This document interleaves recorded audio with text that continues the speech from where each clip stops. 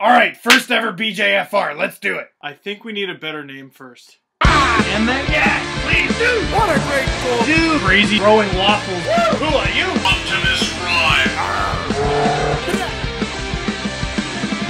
Because LFR stands for Leafs Fan Reaction. I'll let you figure out what the other one sounds like. Still talking about the Leafs game in this one, but before I do, I will give a shout out to the Toronto Blue Jays. They won their season opener 7-4 in the 16th inning, a new opening day record for the longest game. And I figured out that I'm actually legitimately excited. Because I'm driving to work in my car, Encarnacion ties it, and I'm like, yeah! And after that, before the game was over, I had enough time to drive the rest of the way to work, park my car, walk into CBC, sit there for a little bit, doing some other stuff, go get a coffee, go back, do some other stuff, and then like an hour later the game ended. JPR and CB with the winner. Oh, look at, oh. So, keeping the jersey on, congrats to the Jays, but let's do the Leaf game. Steven Stamkos' watch was on before the game, but you knew it was really on when the puck clearly went off St. Louis and everyone's like, did it hit Steven? By the way, I've probably mentioned this before. He prefers to be called Steven, not Steve. Which I'm fine with because he spells it with a V like I do and not a PH. Fight the good fight. Hooray for parents that know a V makes a V sound. Less than a minute later, a really weird trio of Leafs combined for an amazing goal. Dave Steckel with the through-the-legs pass. What? Jake Gardiner brings it in. Nice move. Slick pass over to Tim Connolly, his 13th lucky number based on the season he's had, and it's tied. Not the last you'll hear of Jake Gardiner in this one. No scoring in the second, which is a good thing because the Lightning outshot the Leafs 17-5. And if you look at the box score from every Leafs game since the epic collapse started,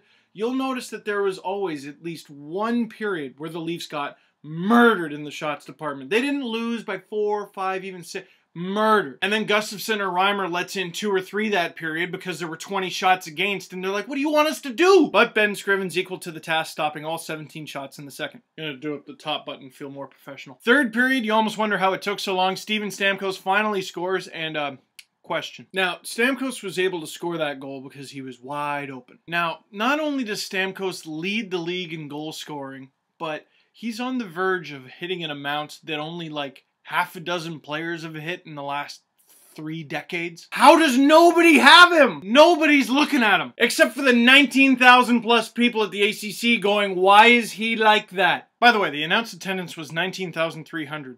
Really? Maybe seats sold because, you know, I guess that's all that matters, but I don't think that many people were there. A lot of people thought, it's a theme to keep your eye on if they continue to stink next season. Less than 3 minutes left. Jake Gardiner strolling in. Remember I said I'd mention him again. Throws it in front. Goes off Connolly again. This time it's the wrong one, but it's fine because the goal still counts. And for a split second, I'm like, nice. Other part of me's going, you're really Boyd Devereauxing this tank attempt. It goes to overtime. Phil Kessel totally misses the net. Phaneuf cleans up the rebound.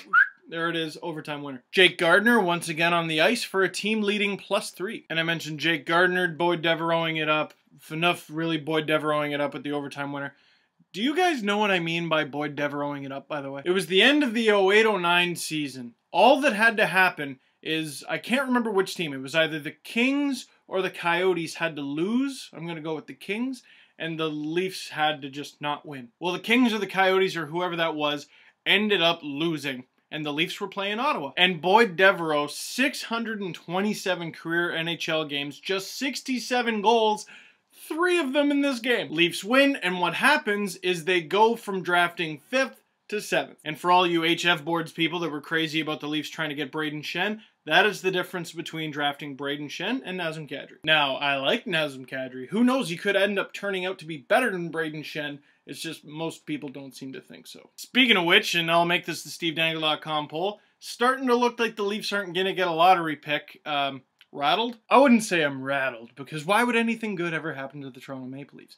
But it's just, it sucks. Because all the anti-tanking people that are like, no, losing is never good, you should never want it, it's always good when you win because they learn how to...